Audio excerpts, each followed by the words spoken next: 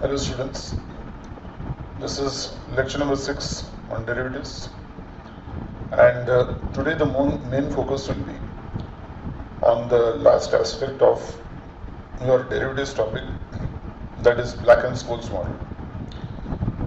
You have to learn a few formulas here, make use of logs, and a new concept will come, that is log normal.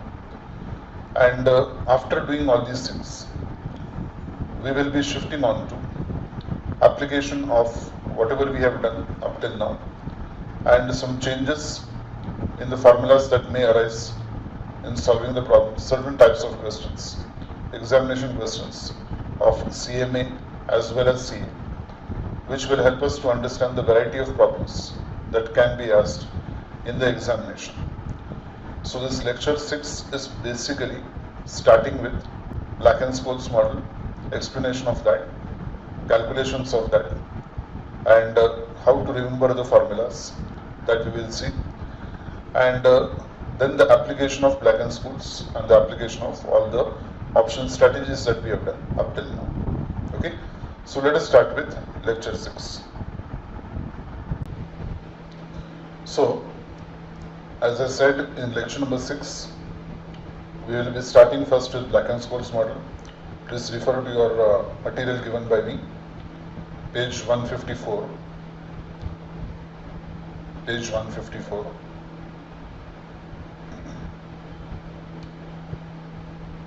Black and Scholes option pricing model proposed by Fisher, Black and Myron Scholes has earned a prominent position amongst the most widely accepted of all financial models.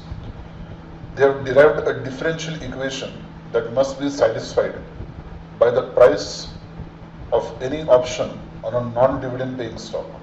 So basically it was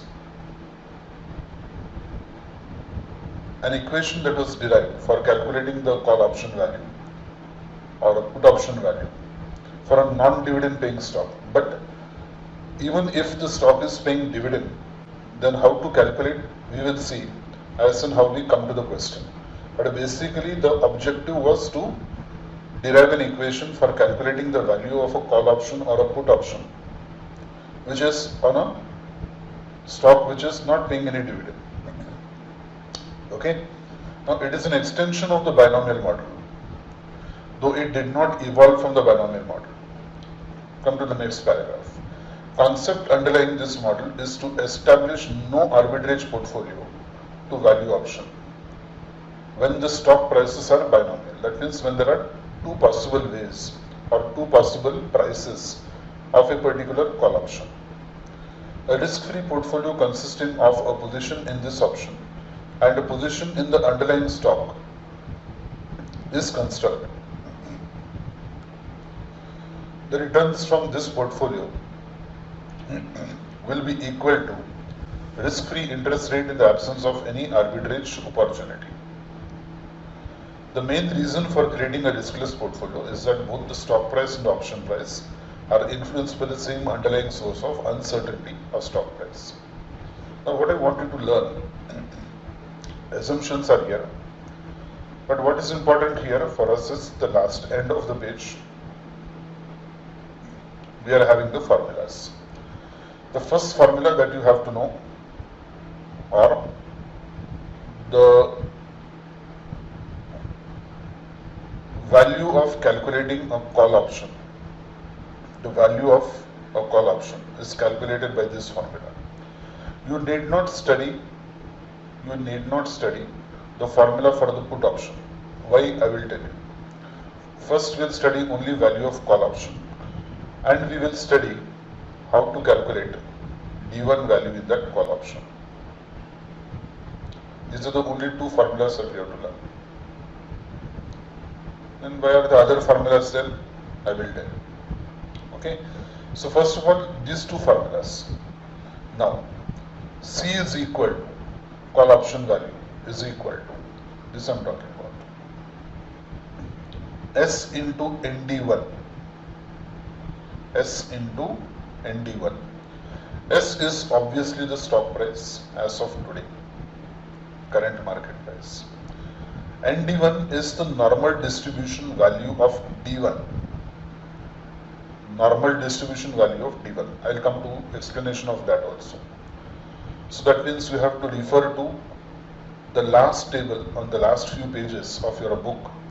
I have given you the value of the normal distribution, okay, so that you have to take into consideration. I'll tell you how to read that table also.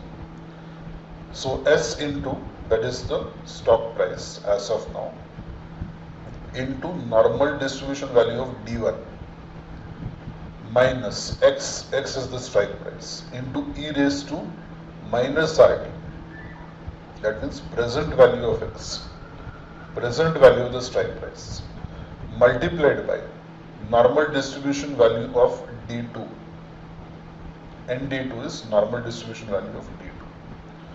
So this is the only formula that you have to study. S into ND1 minus X into e raised to minus RT into ND2. This is how we calculate the value for call option. Achha, now I told you don't study the calculation of put option. Why? Because the put option is nothing but interchanging the first and second terms of the call option. In the first term, in the first formula, call option formula, the first term was S and D1. This was the first term. Now that becomes the second term here. And whatever was the second term here becomes the first term over here. Okay? So let us see all these things again. In the first formula, you had S and D1 in the first term. This is the first term. Now that has become the second term here. And after the minus sign, you had this term. Correct? You had this term after the minus sign. So that becomes the first term. It becomes positive. Okay? Now, the next thing that you have to remember is that instead of D1, it is minus D1 now. And instead of D2, it is minus D2 here. So, interchange the first and second terms. And where D1 is there, you write a minus D1. Where D2 is there, you write a minus D2.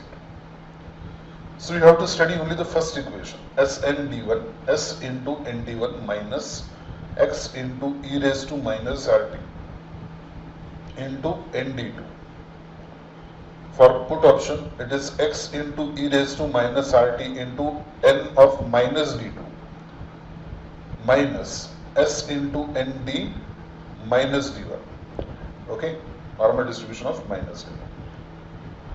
Up till here it is clear. So you have studied, by studying this one equation, you have studied two equations actually, call option value and put option value. Okay. Now, in D1 and D2, you need to study only this one. So this is your second equation that you are going to study. How to calculate D1? Because in the first equation I am having D1 value. How to calculate D1? You see here that in the formula it is L into N. It is not IL. It is L into N. Ln. Now Ln means what? It is log normal.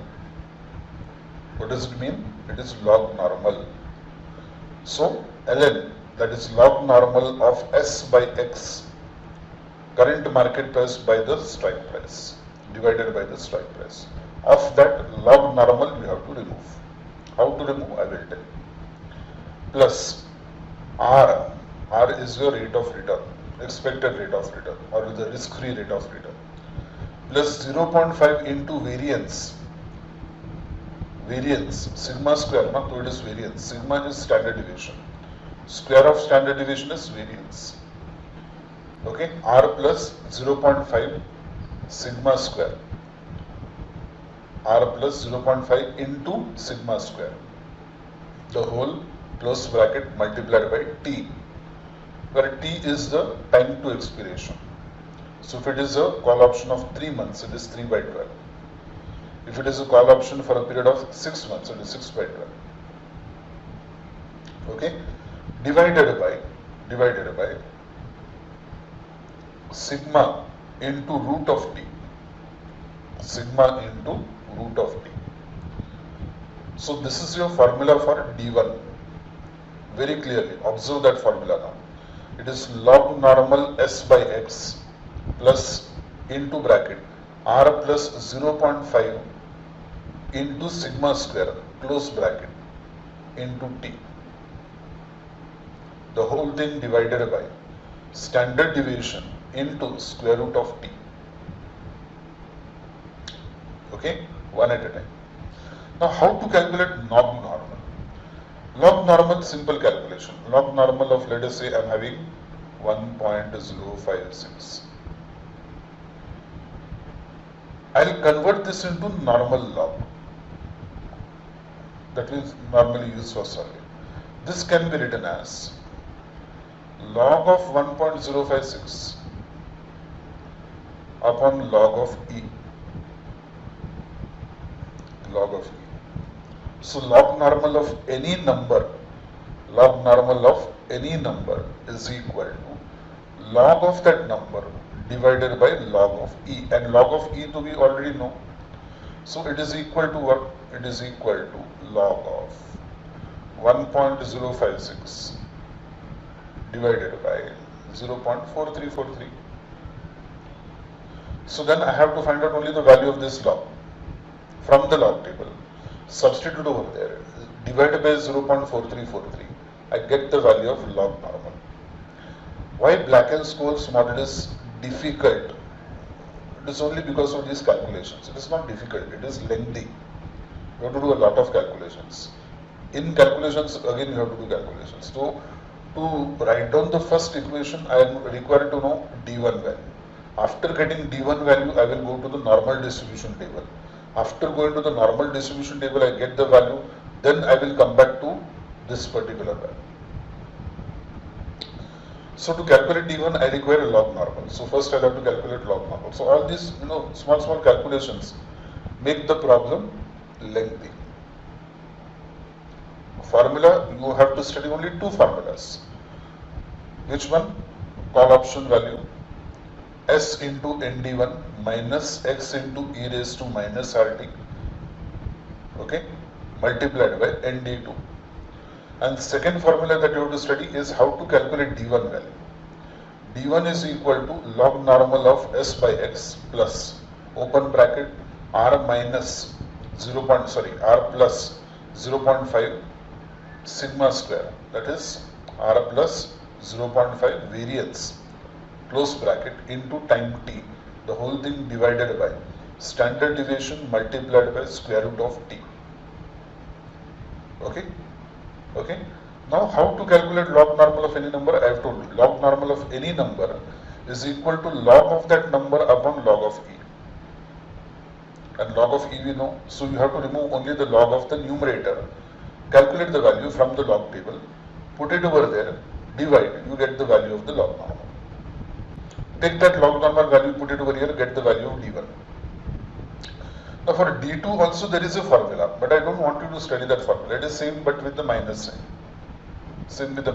But instead of again doing that calculation, I suggest you to use this formula. D2 is equal to D1 minus, that means whatever value you get over here in the first case, D1 minus denominator of the D1 minus, what is this? This is denominator of D1 value. So D1 minus denominator of D1 value. I study it like this. D1 minus D2 is equal to D1 minus denominator of D1. Okay.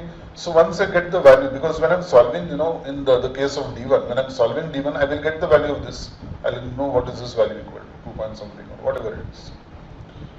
So why to calculate? Reduce your calculations as far as possible. Okay. So what you have to study now? You have to study only the first formula. That is calculation of call option value. Once you study calculation of call option value, then you study only the D1 value formula. Okay. Once you study D1 value formula, what you will do? For D2, you will say D1 minus denominator of D1. Correct?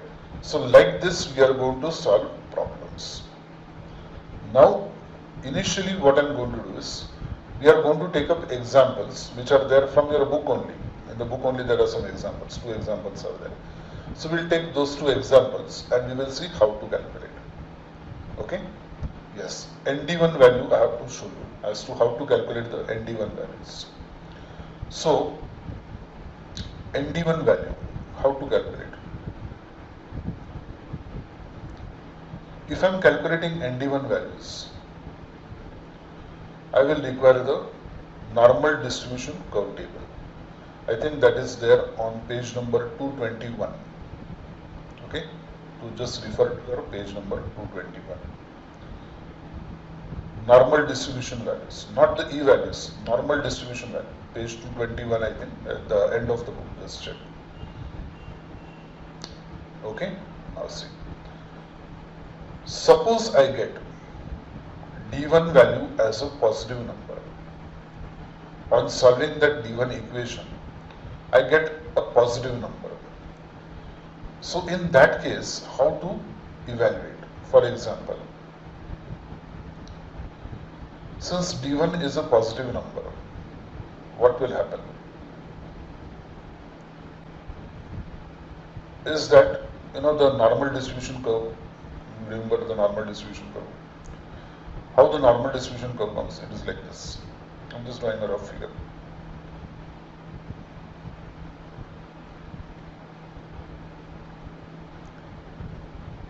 Which divides the data into exactly 2 parts. So this side of the data you are having 50% of the data. This side of the data you are having 0.5, that is 50% of the data. So the normal distribution curve divides data exactly into 2 parts. Okay, and each part is equal to 0.5, 50%. Now, if the D1 value is a positive value, for example, I get D1 as equal to 0.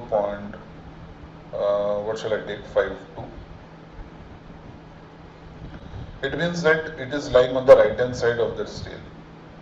So that means it is somewhere here. Okay. So D1 is equal to 0.52. So this part is 0. Now ND1 when I am calculating, since D1 is positive, it is on the right hand side. It is this 0.5 plus this D1 value. So ND1, that is equal to N of 0.52 is equal to 0.5, that is the data on the left hand side here, this particular part, 0.5. Now how much is this I will get from the table? So go to your normal distribution table. Go to your normal distribution table. Shall we go to normal distribution table?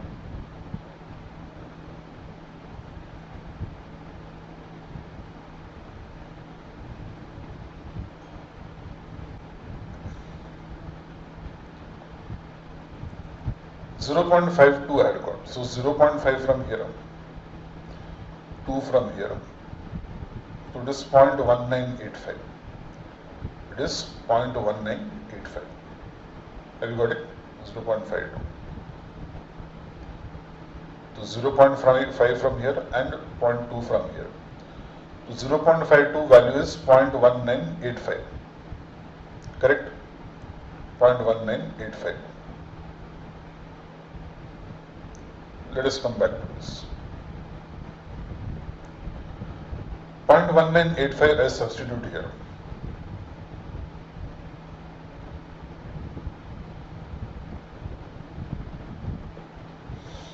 So I get this as 0.6985.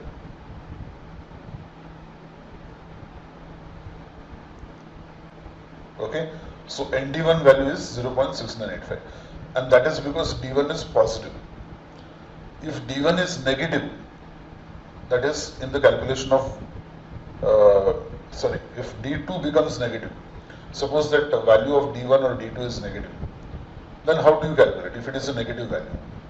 Okay, or if you are substituting in the put option, then you have minus D1. So minus D1, what will happen?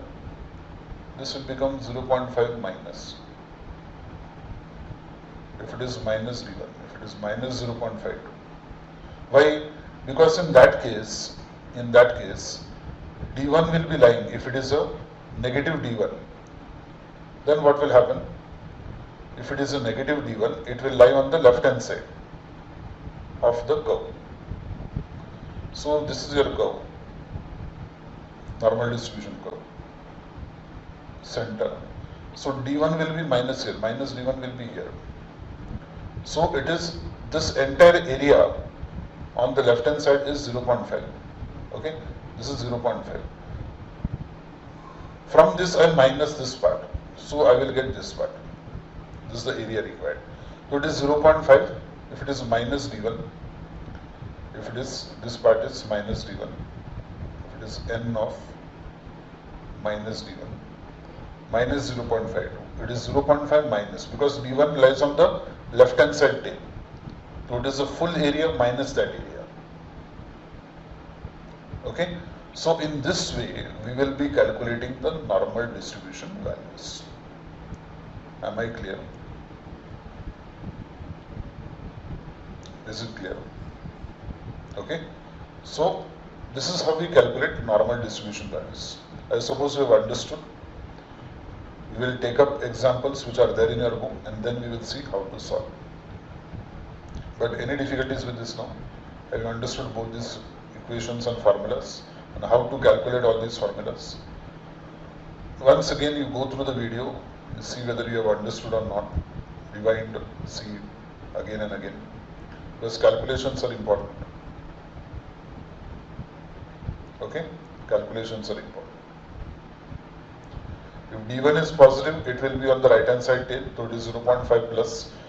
If D1 is negative, that is, it is minus D1. So normal distribution will be on, the values will be on the left hand side. Okay, let us see. Take example 10. Price of a stock at present is 60. That means this is the current price, that is S value, current market price. Exercise price is 56, so that is X value. Standard deviation is given 0.3, T is equal to 0.5, R is equal to 0.14. All these things are given to you. Applying the Black and Scholes model, find the value of the call option. I write down all the values first. First to calculate D1 and D2. Log normal S by X. So log normal S by X, 60 by 56 plus R plus 0.5 into square of standard deviation into T. The whole thing divided by standard deviation into root of T. So now I substitute 60 by 56 plus R is equal to 0.14 plus 0.5 sigma square, so it is 0.3 square, it will be 0.09 into 0.5, that is the time value, divided by 0.3 standard deviation into root of T, that is root of 0.5. Now log normal 60 by 56, log normal 60 by 56. I will first calculate this one. So it will be 60 by 56, I will calculate 60 by 56. It comes to log normal of 1.0714. So then I take log of, that is equal to log of 1.0714 divided by log of E.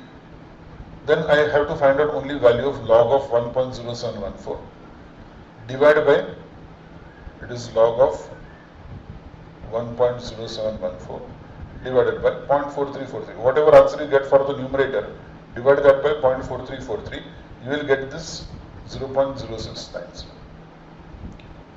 Okay. After doing that, I say plus, I evaluate this entire bracket multiplied by 0.5, I will get 0.0925. So it is going to be 0.5 into 0.09 plus 0.14 into 0.5. That comes to 0.0925 exactly. Okay, so you get this. Then evaluating the denominator, I will get 0.2121. Solve. This is D1 value. Okay.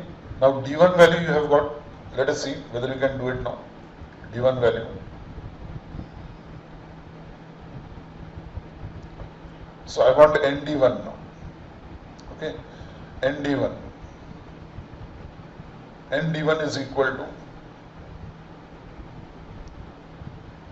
and d1 is equal to n of, what is the d1 value? 0.7614.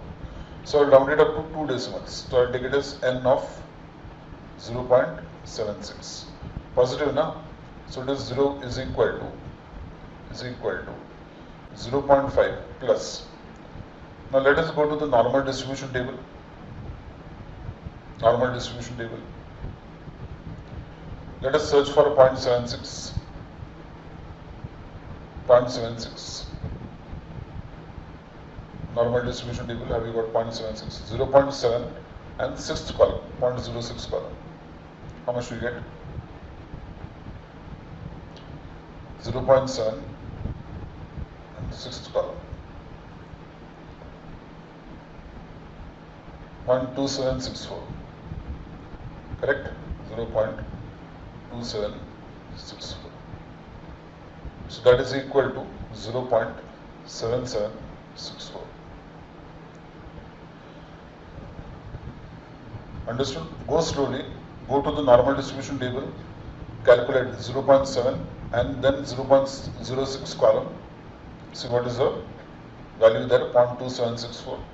Add that value to 0.5, you will get this value. Now, D2 is equal to, see here, D2 is equal to D1 minus denominator. D1 is what? 0.764. Correct? What is the denominator? 0.2121. Simple now. You don't have to remember anything. D1 minus the denominator. So you get this value. Again calculate ND2 from the normal distribution table. ND2 from normal distribution table. So what will it be?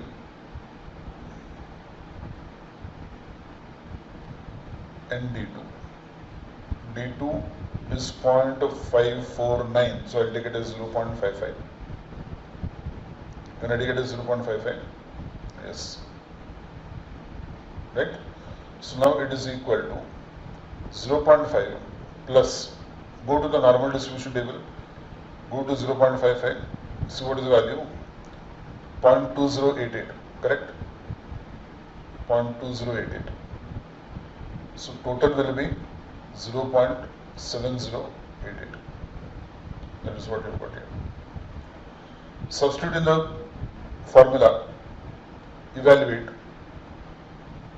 and you will get your answer, value of call option 9.57.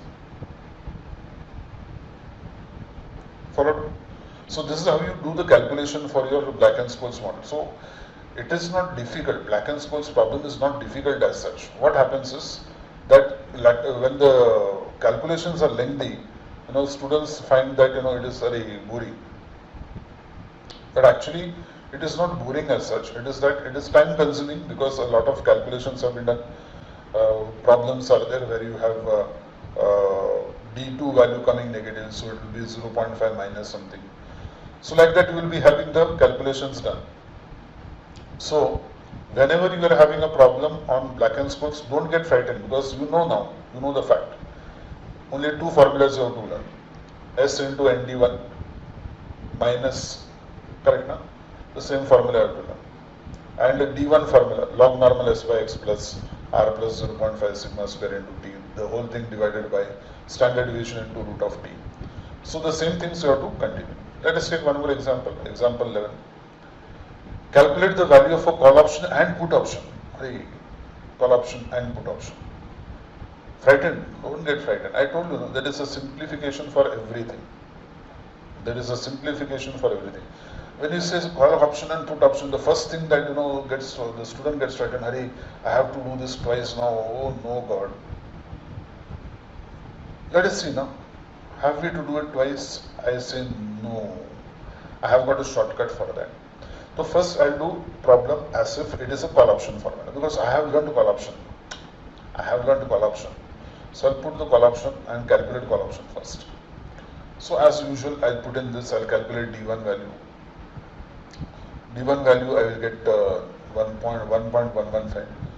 I'll round it up to 1.11. Then I'll calculate D2 value, which is 1.115 minus the denominator here. Okay, I'll get D2 value also here, 0.9115. Now I substitute this in calculation of ND1, ND2. I get the values of ND1, ND2. Okay. Put it in the formula for call option. Get the value 11.87. Very great. Sir, put option. Now here I do little mischief. What is this? This is nothing but put call parity theory equation.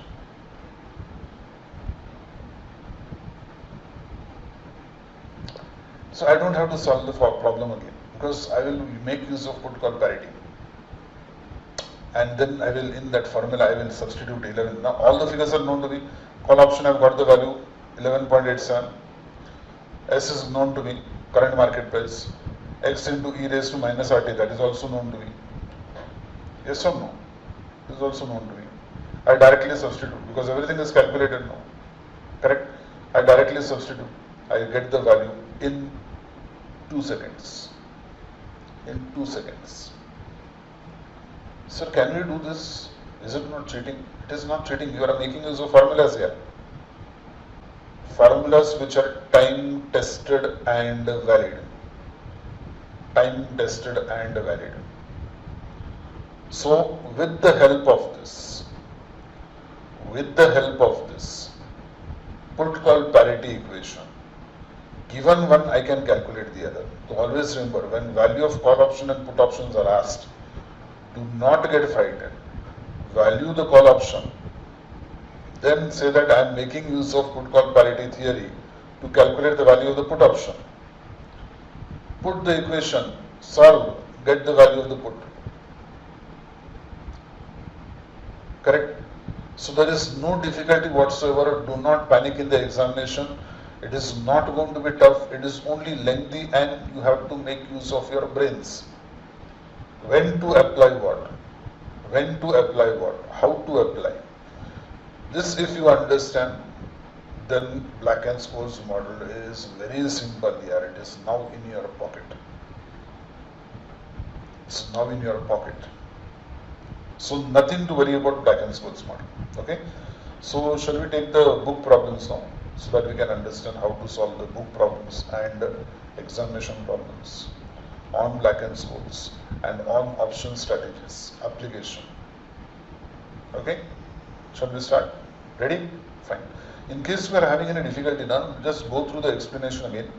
Rewind, go through the explanation again. And once you are set, then we can start solving problems from the material. As simple as anything. Okay? So let us start with page 164, question number 7.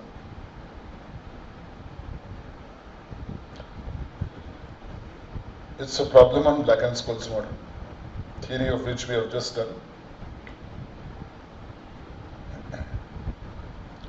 Shall we start?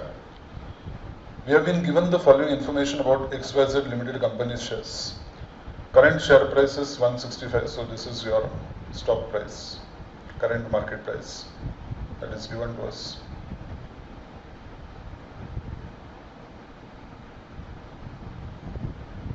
We'll take it as S. Option exercise price X.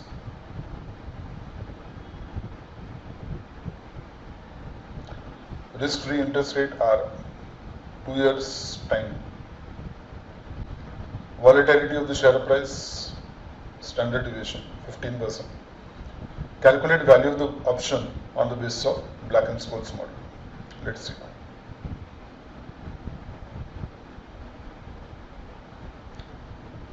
Now, first what we write is, we write according to Black and Scholes model formula for calculating the call option. So write down according to Black and Scholes model. Formula for call option S into ND1 minus X into e raised to minus RT multiplied by ND2. What do we calculate first now? We first calculate D1 and D2 values. So write down the two formulas. d1 value log normal s by x plus r plus 0.5 sigma square bracket close t. You can write small t or big T, doesn't make a difference.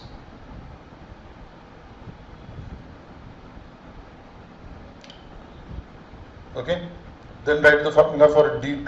d2 is equal to what? d1 minus denominator of d1. So d1 minus standard deviation into square root of t. Now write down all the values that we know. S is equal to 165. X is 150. R is 0.06. T is equal to 2 years. No need of dividing by 12 because it is not months, it is years. Okay. Sigma is equal to 15%, that is 0.15. First to calculate D1, substitute the value. Log normal 165 by 150 plus bracket 0.06 plus 0.5 into sigma square 0.15 the whole square. 0.15 the whole square. That is 0.0225 into 2 divided by 0.15 square root of 2.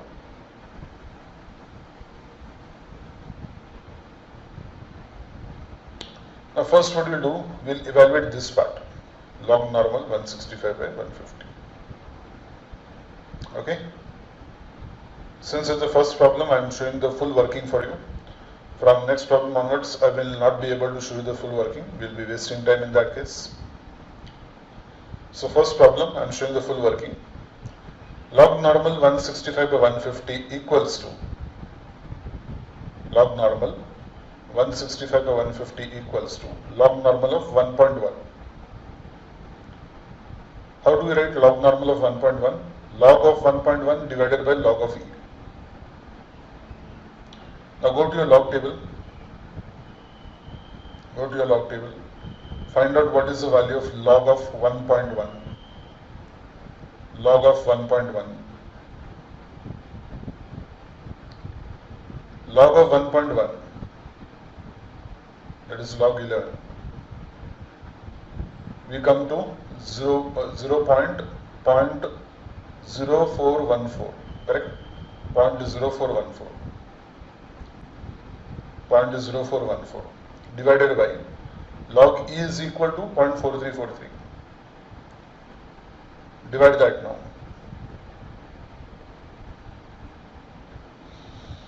How much you get? 0.0953. So you have got the value of log normal. Second part you evaluate. You will get the second part evaluated as 0.1425. That means when you take 0.06 plus 0.5 into 0.0225, first you have to multiply BODMAS, bracket of divide, multiply, addition, subtraction, BODMAS. So first what you do, you multiply 0.5 into 0.0225, multiply that first. Then you add 0.06. Then you multiply by 2. How much you will get? 0.1425. Correct? 0.1425.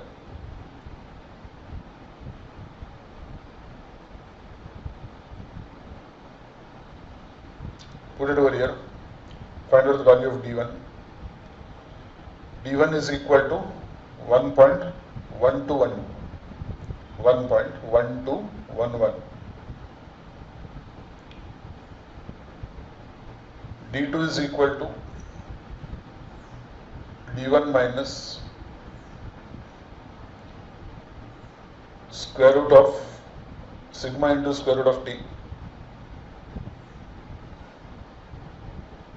So 1.1211 minus the denominator. What is the denominator? 0.2121.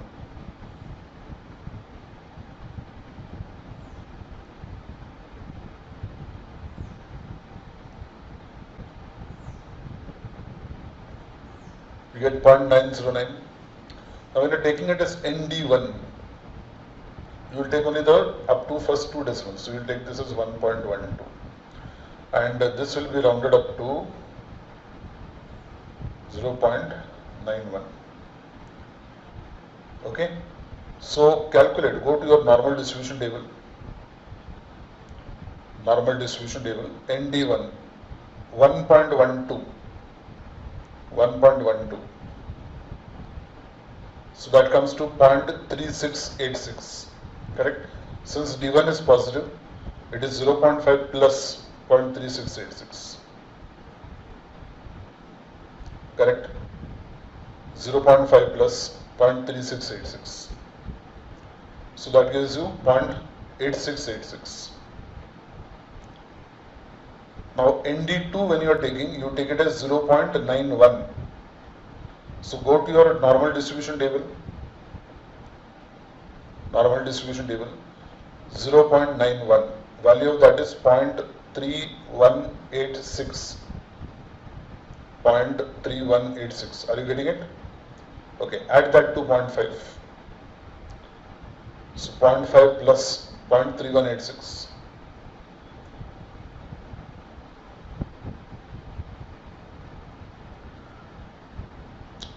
Okay, put it in the formula now, all those values. S is 165, ND1 is 0.8686, minus 150, that is the strike price, e raised to minus 0.06 into 2 into ND2 value 0.8186. Now e raised to minus, this will give you e raised to minus 12. Now e raised to minus 12 can be written as 1 upon e raised to 12.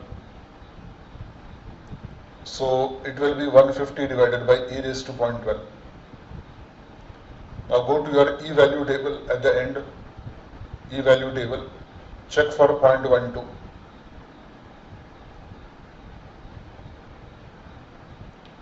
Write down the value.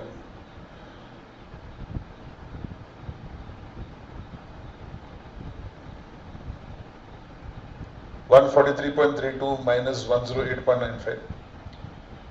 So that gives you the value of the call option as 34.37. 34.37.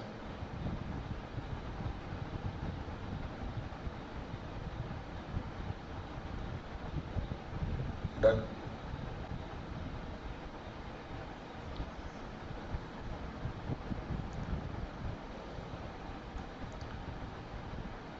Let us come to question number 8 now.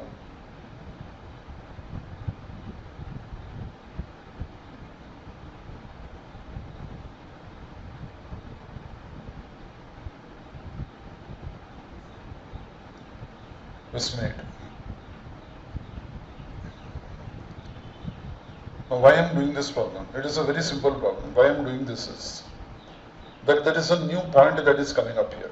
This is actually a question that had been asked at the CA final level, and many students were not aware as to what is to be done. I mean, they know the formula, but formula could not be applied because of a very small point. And what was that? That was that over here there is some small change that is given to you. Let us see what is that change. Sumana wanted to buy shares of EIL Limited, which was a range of 411 to 592 a month later. 411 and 592. Okay, so you can understand what is there, what is given. Okay, now present price is 421. Present price is 421. Her broker informs that the price of this share can soar up to rupees 522. Many students did not understand what is the value of, what is the meaning of soar up to. Soar up to means increase. Present price is 421, so it can increase up to.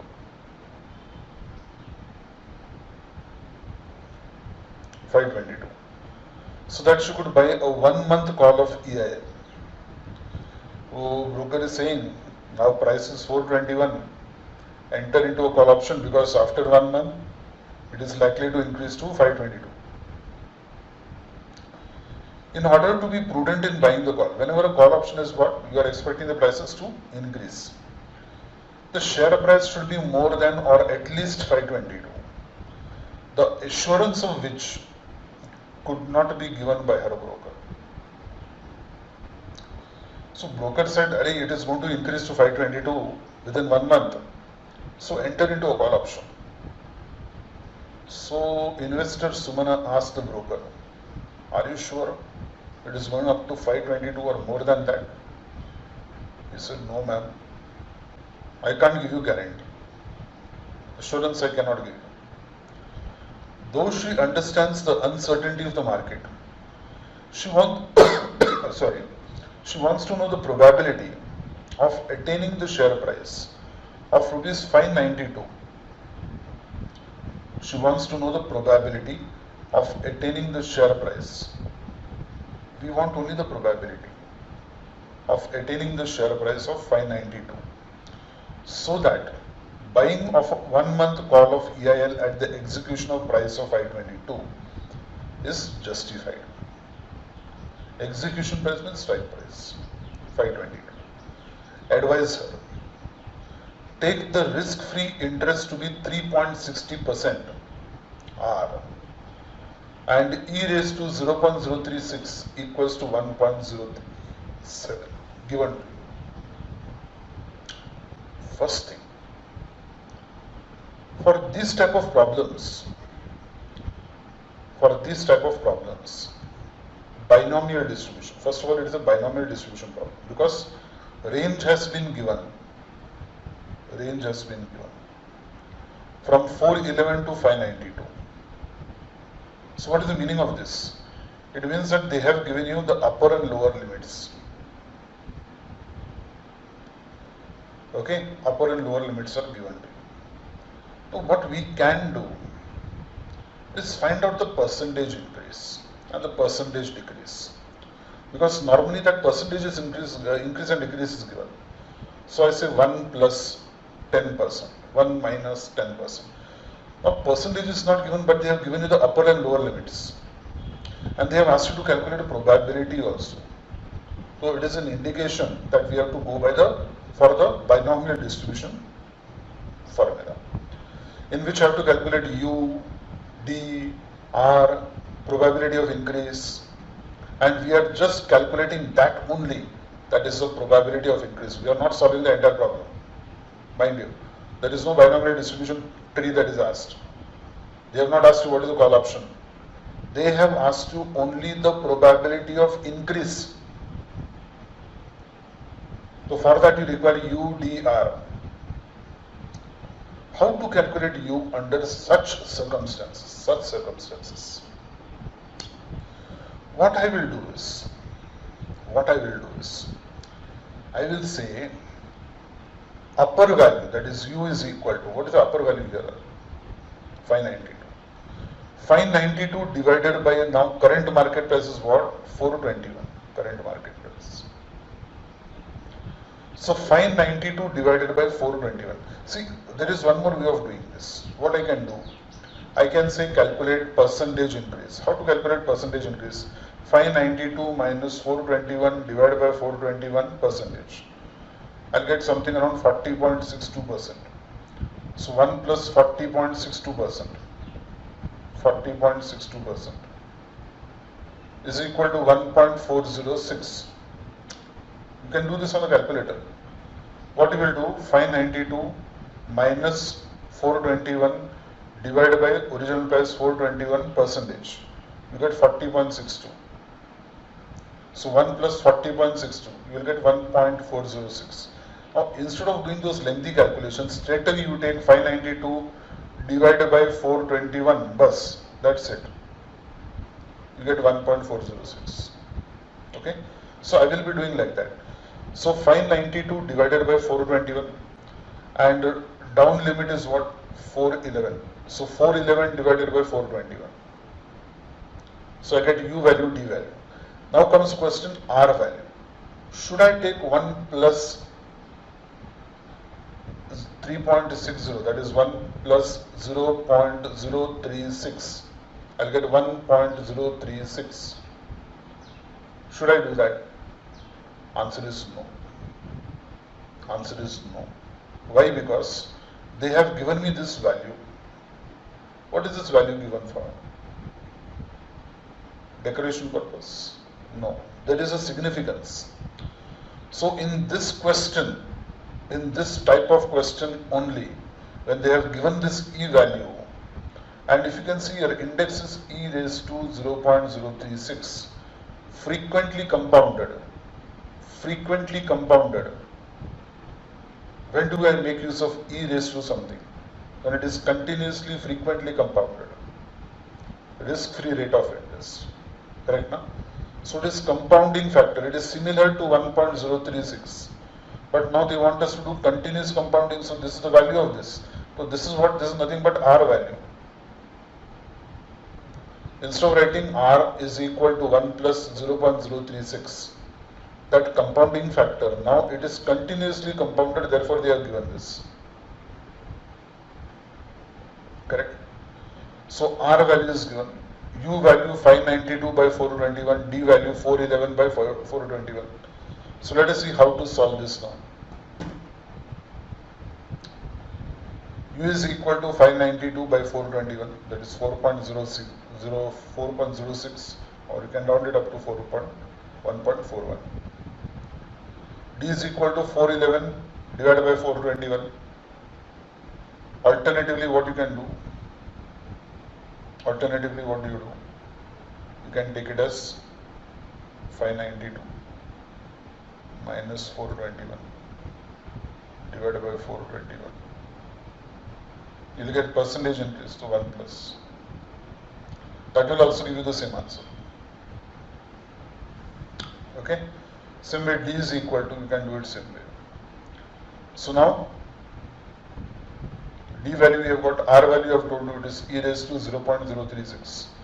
That is 1.037. Probability of increase, R minus D upon U minus D. Substitute.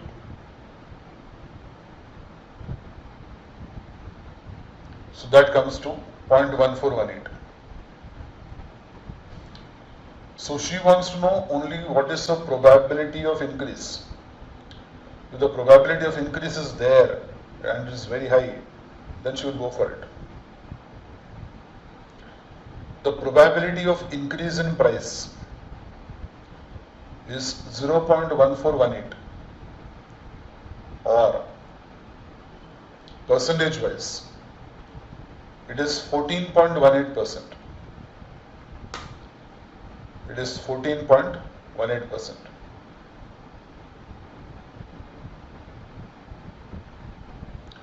Now if you see in the question, they said advise her. Advise her. So write down the answer. Write down the advice now. Write down. Since probability of increase is only 14.18%, and the probability of decrease is more. The probability of decrease is more likely. It is advisable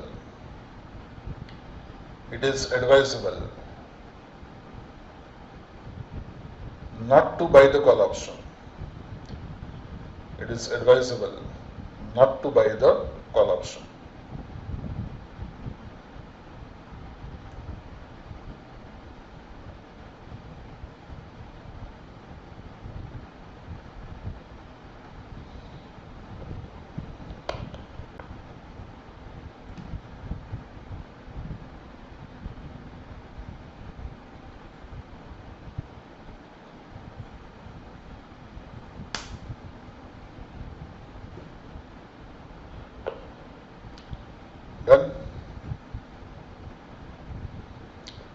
Let us take ninth question. Question number 9.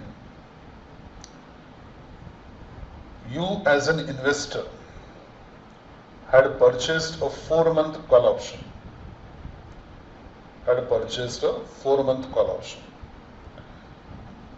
On equity shares of X Limited of 10 rupees each. Face value is 10 rupees. Of which current market price is 132.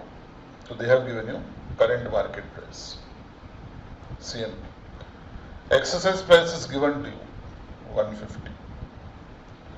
You expect the price to range between 120 and 190.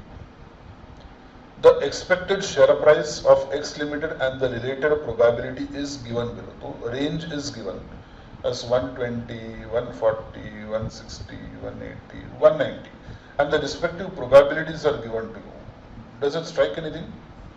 Whenever probability is given and values are given, you have to multiply that two. So 120, what is the expected price then? Expected price will be multiplication, product. You multiply 120 into 0.05, 140 into 0.2, 160 into 0.5, 180 into 0.1, 190 into 0.15. Whatever answers you get here, when you multiply, you have to add all this. Correct? No? Summation of P into X. Isn't it? So, first question they have asked, expected share price at the end of 4 months. So, you have to multiply. Take the total. We will get the expected share price. Then, value of the call option at the end of 4 months. If the exercise price prevails. That means, what is the exercise price? 150. That means if the market price on expiration is the same as the strike price, the exercise price, then what is the value of the call option? Did you understand what they said? Oral answer. If the market price is equal to strike price, I will let the option lapse. And if I let the option lapse, it means that I am going to have value of option as 0. Did you understand? Yes. Very simple question. Third part of the question. In case the option is held to its maturity, what will be the expected value of the call option? If the option is held till maturity, then the share price can be anything between 120 and 190, and that we have seen now. That we have seen 120, 140, 160, 180, 190. So under those conditions, what will be the value of the option? Very interesting question. Okay, let us see. Question number 9. First part you write. Expected share price. What do you do? Multiply all the values with the respective probabilities, take the total. So 120 into 0.05 plus 140 into 0.2 plus 160 into 0.5 plus 180 into 0.1 plus 190 into 0.50. Take the total of all this.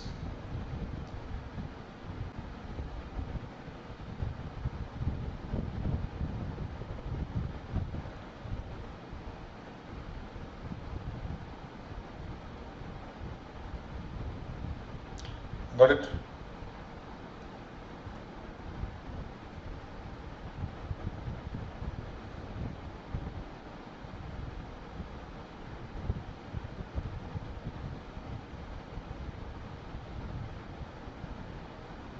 Okay, got this? Total comes to 160.5. Okay, now if exercise, second answer, if exercise price prevails,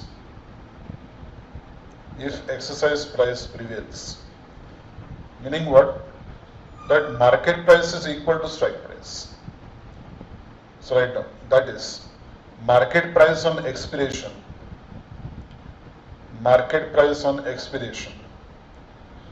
is equal to the exercise price,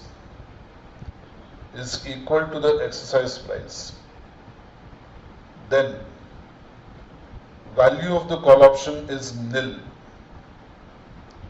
value of the call option is nil. Why? As option will lapse. I'm not going to exercise the option. As option will lapse.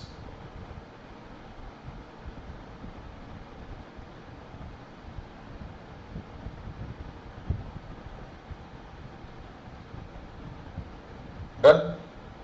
Now, third part is if it is held up till maturity, then expected share price may be in the range of 120 to 190. So write down. If option is held till maturity,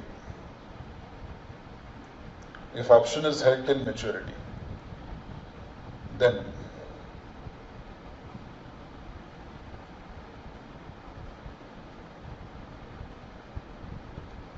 the expected share price may be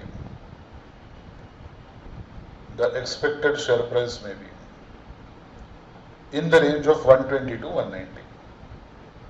In the range of 120 to 190. Okay. Now let us figure 4 columns. Expected price, value of call, probability, call value.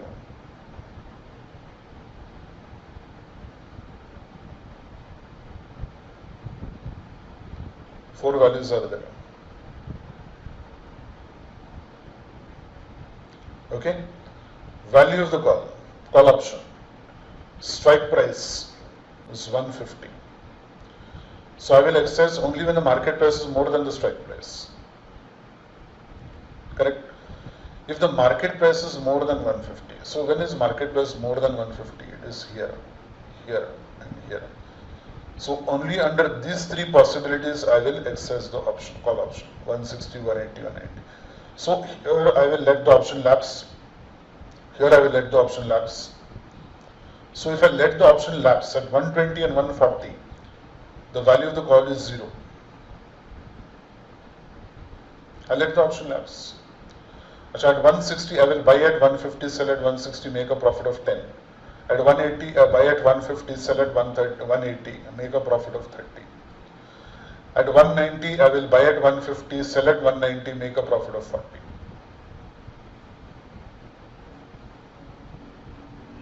Now take the probabilities as they have given to you. What is the probability that it will be 120? It is 0.05. So like that, write down the probabilities against each one. So what is the expected call value? How do we take the expected call value now? 0 into 0.05 is 0. 0 into 0.20 is 0. 10 into 0.5 is 5. 30 into 0.1 is 3. 40 into 0.15 is 6. Take the total of all these call values.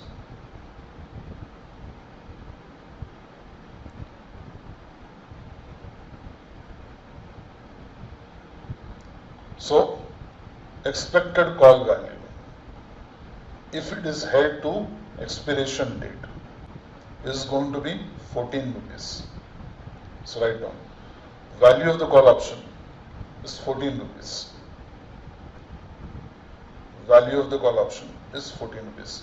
Now you can see that these are questions which are not asking you to write down the entire theory or solve the entire problem from beginning to end.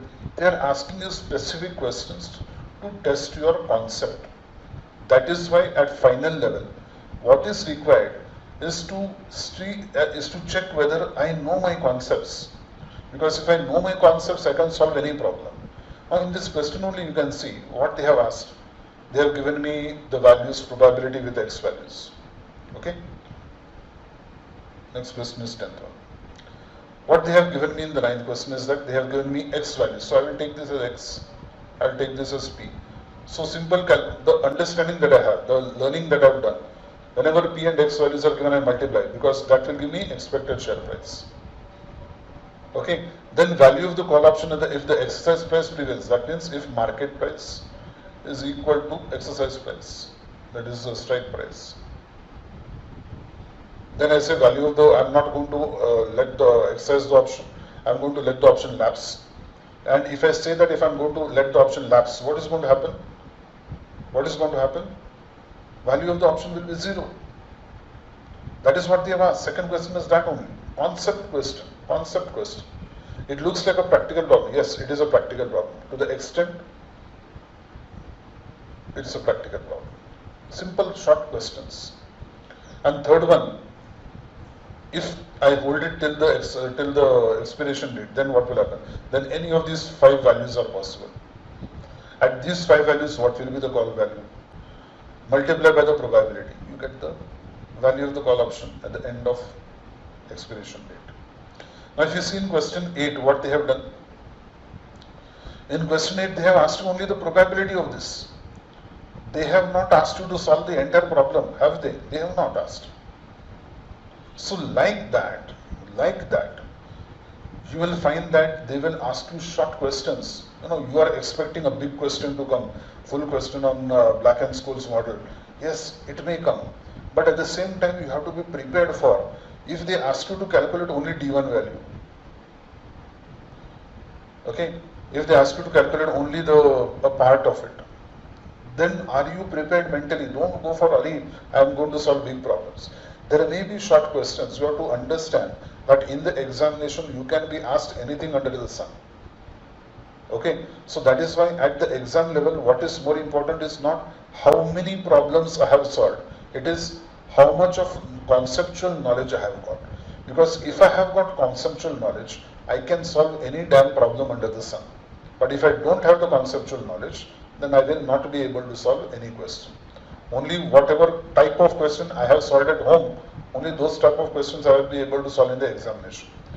But if I know the concept, I will apply the concept. I will apply the concept for any question that is asked to me, and I should be getting the answer. I will be getting the answer. Correct? So that is what is important at the final level, at the professional level. Not how many questions you have done, but how much of conceptual knowledge you are having. So that is why I hammer the concepts. Because I know what is there in the examination. In the examination paper, what is there is application of concept, not type of question. A type of question, B type of question, not like that.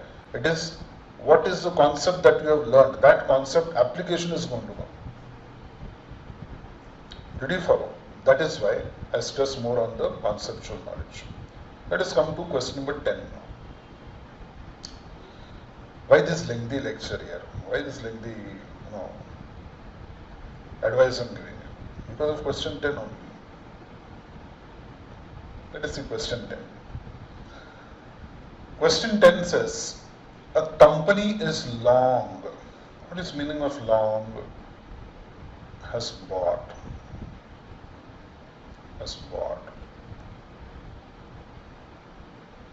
Okay, a company is long on 10 metric tons of copper at 474 per kg and intends to remain so for the ensuing quarter. The standard deviation of changes of its spot and future prices are 4% and 6%. Let me write down all these things. What is the meaning of this? What is the meaning of this? Current market price, that is the price at which I have purchased, is 474. Okay.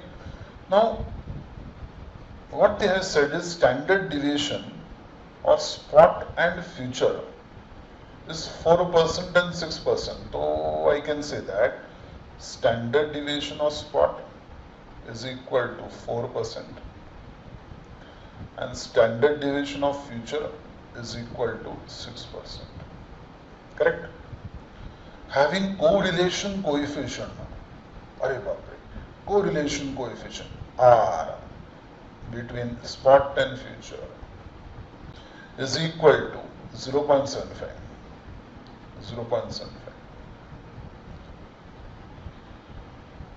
Okay, correlation coefficient. What is the hedge ratio? Hedge ratio is nothing but beta of the coefficient, beta of the stock. Do you realize what we are doing? Hedging, hedge ratio. I told you hedge ratio into rupee value requiring hedging upon value of futures. Now they have asked only for calculation of that hedge ratio. What is hedge ratio? Beta value here. And what is the formula for beta? Formula for beta is correlation coefficient into sigma s into upon sigma f. That is what they have asked. Hedge ratio, beta value, hedge ratio. I have told you beta value. Hedge ratio means nothing but beta.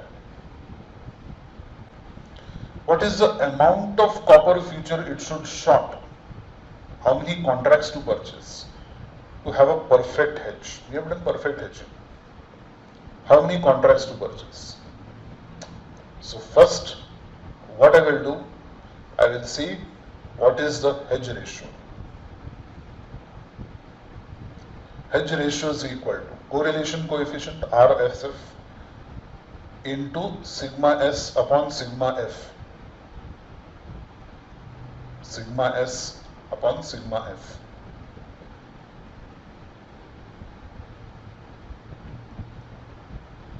Correct?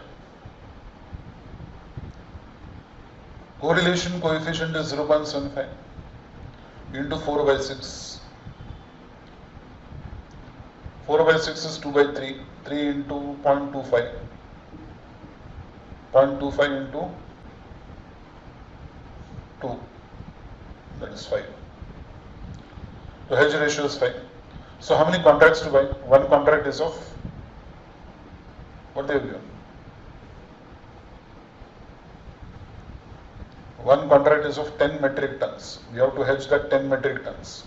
So how many contracts to buy? Number of contracts to short is 0.5 into 10 contracts into 10 metric tons.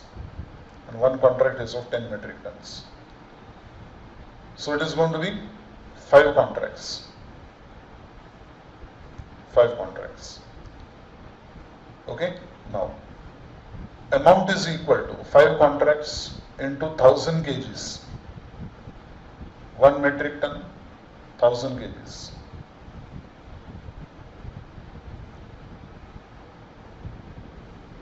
Into 474. 474 per kg. So for your metric tons, 10 metric tons, it is 1000 kgs. So amount is going to be 23,70,000. That is what they have asked.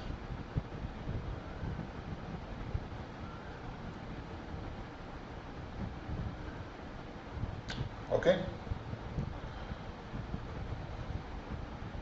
Let us see question number 11. Simple questions. Simple questions. Question looks big. There's no need to frighten you. On 31st August 2016, the value of the stock index was 2,200. Risk-free return, so you can say that this is the spot rate. Risk-free return is 8%. Okay. Dividend yield on this stock index is given to you. That means how much dividend the stock has paid over the period of entire 12 months that they have given. But what we have to remember here, it is in the month of August, 31st August. Okay, 31st August. Assume that interest is continuously compounded daily. Find out the future value of contract deliverable on 31st December. August is over. August is over.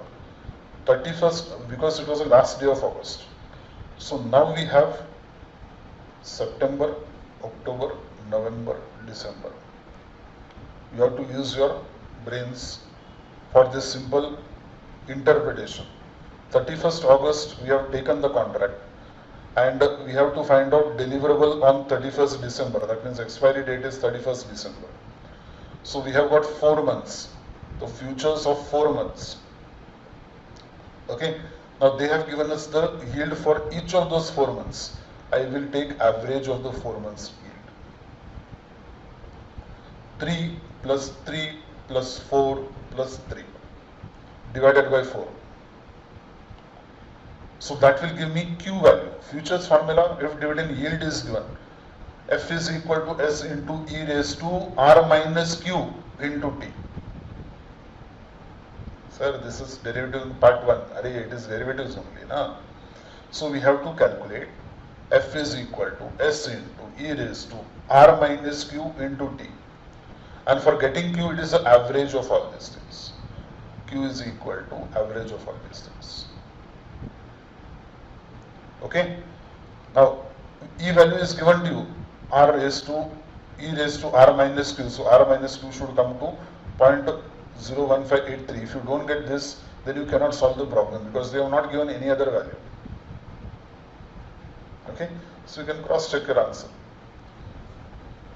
So, duration of contract is 4 months, right over there. Duration of contracts is 4 months. Which are the 4 months? September, October, November and December. 4 months. So average dividend yield is 3 plus 3 plus 4 plus 3 divided by 4. 6 plus 4, 10 plus 3, 13, 13 by 4, 6.5, 3.25.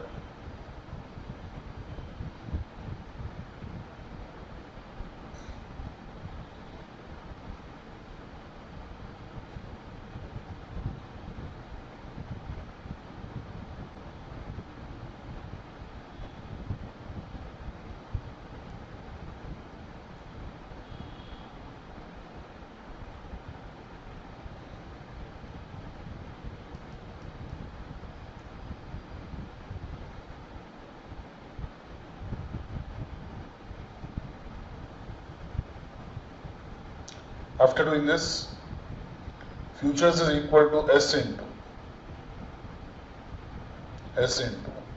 E raised to R minus Q into T. E raised to R minus Q into T. So 2200 into, I told you now, spot, 2200 into E raised to R is 0.08 minus 3.25, that is 0.0325 into 4 by 12.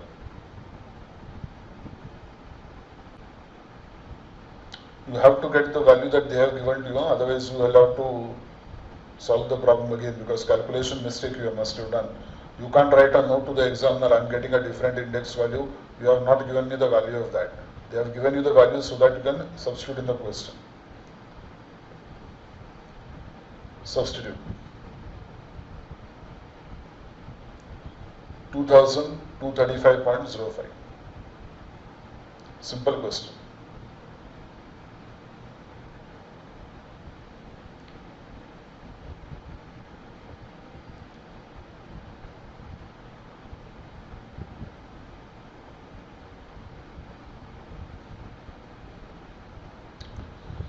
Clear? Have you understood?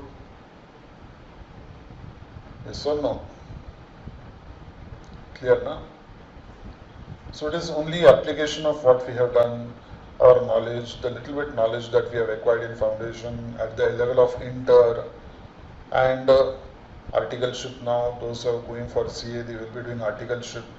If not, then we take up a job somewhere, we are employed somewhere, so practical knowledge of that. So all the things come into play over here. At the final level, you are going to become a professional. Correct now?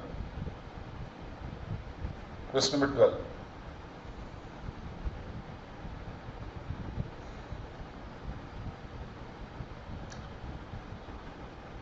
The shares of Intro Limited are currently traded at 42 rupees. Currently traded at 42 rupees. So this is your current market price. 42 rupees.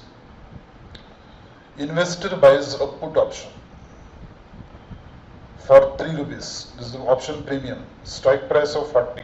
Exercise price. Under what situation the investor would be able to make profit? When would he exercise the option? When would he exercise the option? He will exercise the put option. It is a put option, not a call option. When the market price is less than 40, less than the strike price. Market price is less than the strike price. Put option. It's not a call option. Put option is exercised when the market price is less than the strike price. If it is more than strike price or it is strike price, you will let the option lapse. Correct? Show the profit or loss profile of the investor with the help of diagram. That means you are not supposed to prepare that payoff table. No. You are just supposed to show diagram, how it is going to come. Payoff diagram. They are not asking you for payoff table, and if you prepare a table, it will be waste of time. They will not give you marks also for the table. You have to prepare a diagram only, directly. So, we have to know how the diagram is going to come. Okay? So first what I say that he will exercise the option because it's a put option. He will exercise the option if it is less than the strike price, less than 40 on expiration date. If it is 40 or more than 40, then he will not exercise the option. He will let the option lapse. But now if he has to make a profit, then it should be below 40 and he should be able to cover the premium also. That is a premium of 3 rupees. So 40 minus 3, 37. So if he exercises the option between 37 and less than 40, then he will incur a loss. But that loss will be less than 3 rupees. Because 3 rupees is the premium that he has paid. If the price is less than 37 also, then he will start making profit. So what is the profit that he is going to make? 40 minus market price, below 37. Whatever is the market, below 37, that is important, below 37. 40 minus market price. Okay? So in that case, he will buy for the strike price, buy for the market price and sell at the strike price. Strike price is 40. Correct? Let us see how to write the answer. Write down. In the given case,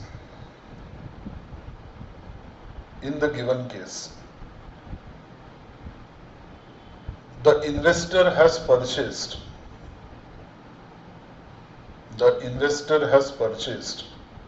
a put option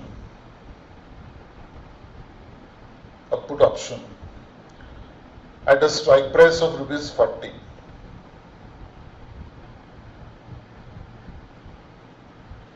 At a strike price of rupees 40.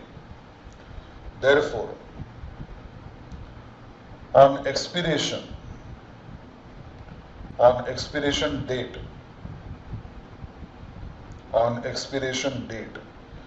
if the market price is 40 or more,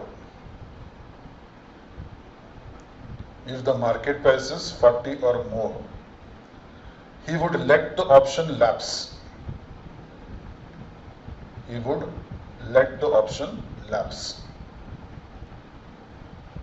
In this case,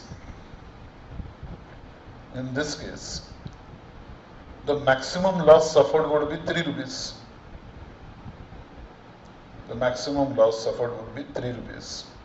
That is the option premium.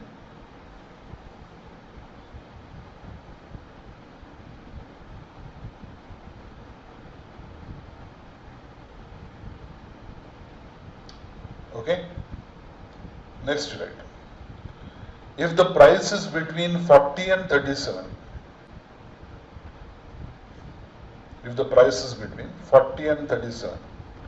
so something like 38, then he will buy at 38, sell at 40. 2 rupees profit, 3 rupees premium, 3 minus 2, 1 will be loss. So loss is going to be less than 3. Then he would exercise the option. If the price is between 40 and 37, then he would exercise his option. He would incur a loss in this case. He would incur a loss in this case. But it would be less than 3 rupees. It would be less than 3 rupees. Why? Because 40 is the strike price. If the market price is, let us say, something like 38, that means he buys at 38, sells at 40, profit of 2 minus the premium of 3, so loss of 1. Even if the market price is 39, if the market price is 39, you will buy at 39, sell at 40, make a profit of 1 rupee, 1 minus 3, you will suffer a loss of 2 rupees. So loss will be less than 3 only. Okay? If the price is less than 37 rupees, if the price is less than 37 rupees, then he would exercise his option. Then he would exercise his option and sell for rupees 40. And sell for rupees 40. And make a profit which would be. And make a profit which would be 40 rupees minus the market price. Because selling price will remain 40, put option. So he will sell at 40 minus whatever market price he purchases at, which is below 37.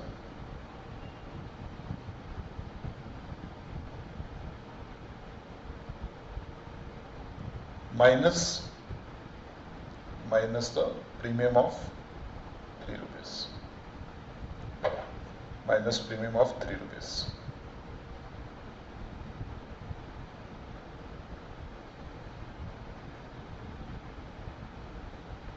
Correct? So suppose he purchases at 36, so it will be 40 minus 36 minus 3. 40 minus 36 is 4, 4 minus 3 is 1.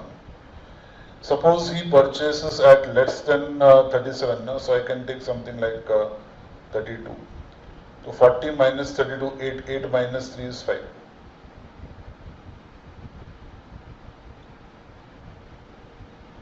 Like that. But a maximum loss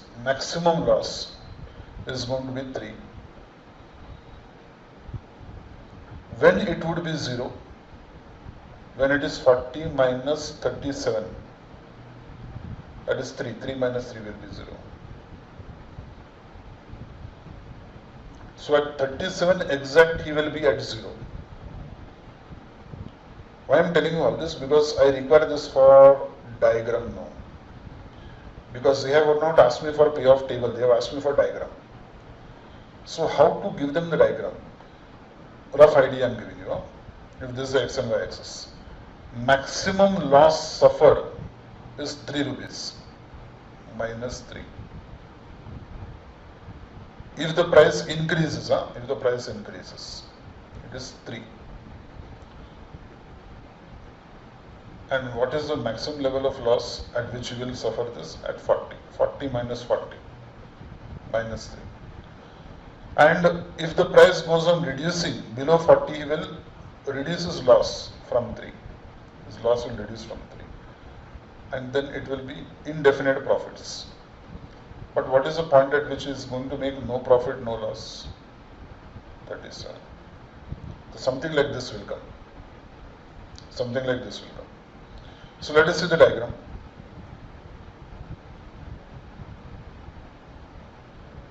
Y-axis, x-axis.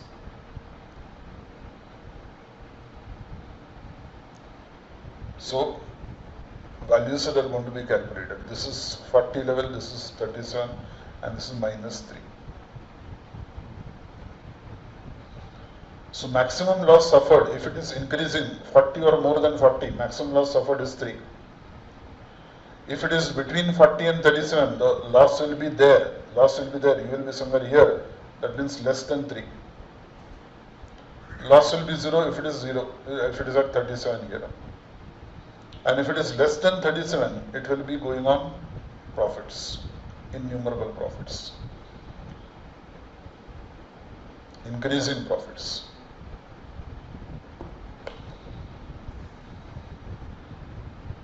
So what do you find now? What do you find now? You find that we are doing application of what we have already studied. Nothing new than that. Nothing new than that. So if your theory is, once again concentrating and hammering this, if your concepts, if your theory is perfect, then you can solve any problem under the sun. And you have to do this systematically. If you don't do this systematically, you will be in trouble in understanding the problem, in interpretation of the question. You should know what is the question asking you now. If you don't understand what is the question asking you, then what is the point in doing all this? That is why, go back to the theory. Always, theory is very, very, very, very important. Make your fundamentals, make your basics solid. You can solve any question on derivatives or forex. Okay? So, till the next lecture, stay at home, stay safe. God bless you.